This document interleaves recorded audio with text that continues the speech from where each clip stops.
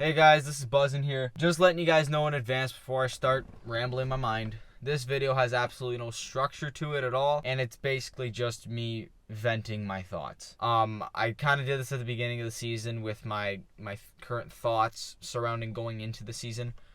We're 10 games in, and we're already doing this. I know at the beginning of the season, on my Instagram, I preached about how it's only a few games in. We can't really begin to panic here. But I'll be honest with you, I'm not panicking, but it's definitely concerning, to say the least, the issues that have been going on with this team. Because this is a player problem to me more than anything. This is a team player, not a management coach problem. And yes, the players brought in is technically a management problem, but you can't blame Kyle Dubas for not overseeing that there was going to be conflicts between Mitch Marner and the coach, or that the team would just flat out stink against terrible competition. That's not something that you can pin on Kyle Dubas, because the guy built a good team. Kyle Dubas built a fantastic team. This team on paper should be a fantastic team, and yet they're not. I'm not saying that they're invincible, but this team here should be miles ahead of what they are right now, and what they are right now is an absolute joke. I'm not the first person to say this by absolutely any means. I'm not. But what I will tell you is that firing the coach does not solve your problems, and I'm pretty sure that the most rational part of Reliefs Nation realizes this by now. That what would firing Sheldon Keefe do? 3 seasons in with this guy, he's won the most games so far by win percentage with any coach the Leafs have ever had, and we're just going to fire him like that? He has been a great coach. Yes, every coach has times where they suck. Yes, every coach has times where you question things. Even with that, with the players that we have, specifically I want to say Mitch Marner has issues with being called out, that he can't take criticism. That is a big issue. How are you in the NHL and you can't take criticism? And I'll get into that a little bit later, but let's start from the top. I want to trace this back here to where this, to me, all starts with that Arizona Coyotes game where the Leafs come out flat. The Coyotes end up winning the game. I think it was 4-2. And after the game, Sheldon Keefe calls them out. He says, hey, this Coyotes team, and these aren't his exact words, by the way, but he says, this Coyotes team stinks. They're not a good team. We have the star players. They do not. We should be beating this team. And from that, it seemed like some of the players took offense. And I don't want to speak for all of them, but one player that we do know took offense to that was Mitch Marner, because I believe he did make a comment in the media. After that, they have a nice game versus the Winnipeg Jets. Everybody's happy. Nick Robertson comes in. Things are in a good mood once again. But this last road trip through California, they don't call it the Valley of Death for nothing. And that used to have another meaning, because those teams used to be good in California. You had the Kings who won the Cup, Sharks who went to the finals, and the Ducks were a solid team year in and year out. But that road trip right there is cause for a move. That's cause for, I wouldn't say blow it up, but that right there could be traced back in a year from now as that right there was the beginning of the end. That the Coyotes game and this last 3-game stretch could be the beginning of the end for this team. And the big thing everyone takes away from it, yes, they lost to San Jose. That wasn't good. Yes, they lost to the LA Kings, who are a decent team, but that's not good. But what people should be taking from that game versus the Anaheim Ducks is the situation that happened with Mitch Marner. And it's absolutely baffling, just the entire situation from both Keefe's point of view as well as Marner's. So, just to get you up to speed here, Marner causes 2 giveaways. He causes 2 goals, and Keefe benches him, puts him on the bench. You're done. You're not playing. You caused this. We're taking you out of the game. Marner, like a mature NHL player, and I use that with quotations, shout out to the mic here, decides to go down the tunnel and smash a stick into a million pieces. He has himself a nice little fit before he comes back out. That right there to Sheldon Keefe should be, you are immature. You are not going out back in this game. But Sheldon Keefe puts him back on the ice. I didn't even notice that this happened. I thought he went down with an injury. I did not hear on the broadcast that he went in there to smash a stick. And the fact that Sheldon Keefe puts him back onto the ice after everything that happened speaks volumes to where this team is at mentally. Volumes. I don't even know what to say to that. What would be the purpose of putting him back? You look so soft.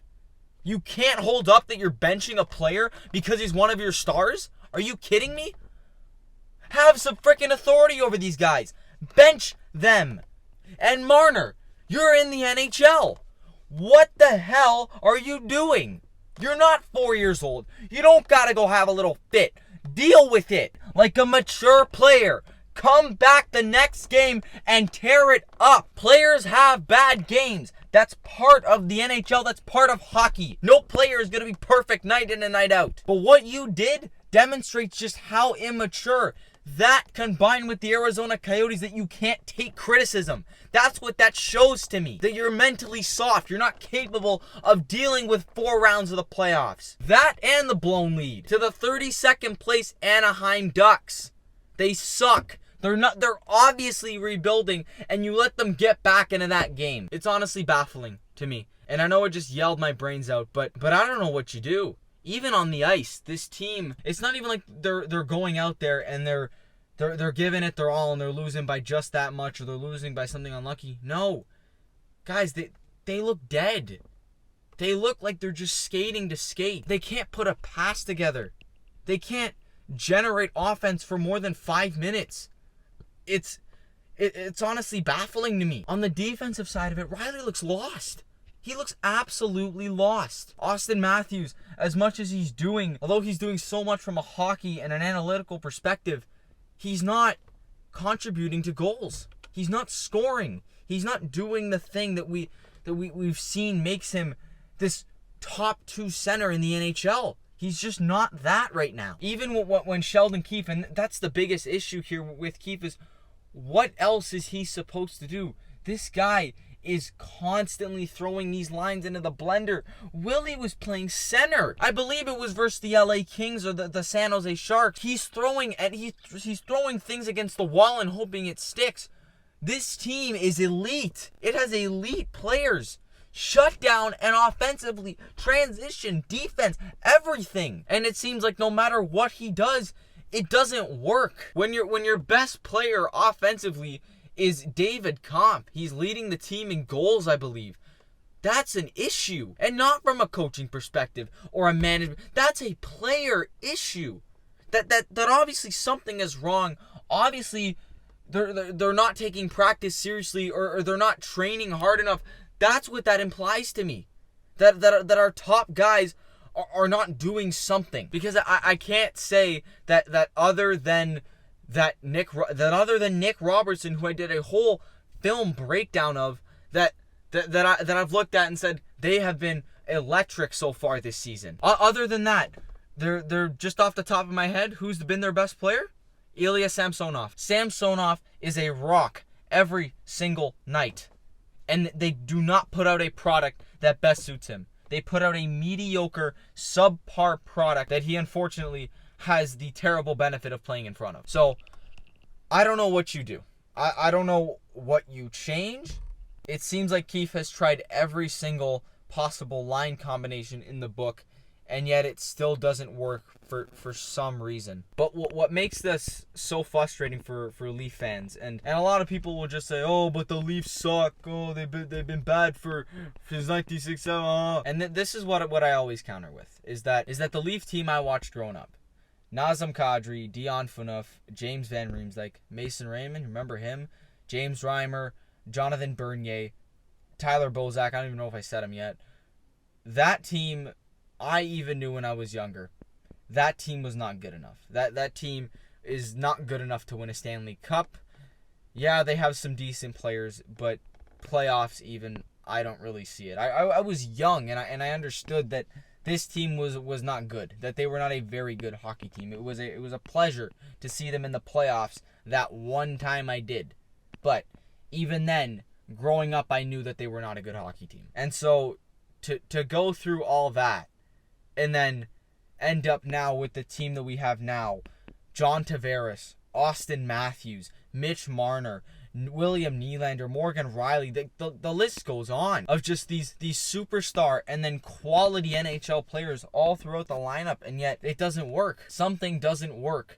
We've seen this story of them choking in the first round every single season, and now they look worse than they did before Babcock was fired. Because honestly, the main similarity is the effort simply isn't there. This team has expectations to win Stanley Cups, to be top of their division, to at least make it out of the first round. And yet to see them deal with issues that I don't think we even have the full story of, it's honestly tragic in a way that this really feels like the beginning of the end. It feels like something's about to happen, like something is about to blow up. And like I said, I really don't know what you do. I really don't know what you change. Because as far as I've seen, what can you change? So those are just some of my thoughts. They're not really structured in any way, shape, or form. It's just some things I've been thinking about over these last few days. I hope it gets better. I hope that the issue between Mitch Marner, the Stars, and Sheldon Keefe gets resolved. I really hope that I'm not going to look at my phone in the next coming days and see that the Leafs let go of Sheldon Keefe.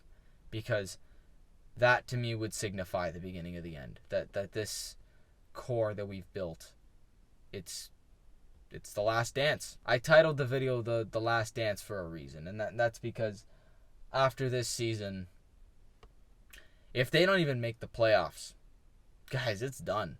It's really done. And I know I'm only 17 years old, but it's going to be a rough road forward. It really will be if they can't find their bearings here and bounce back. So I'll leave you guys with that. I just pulled over to make this video here. Follow up the Instagram. It's Buzzin' for Muzzin'. You already know what it is. And I will see you all in the next one. Thank you for listening to me ramble.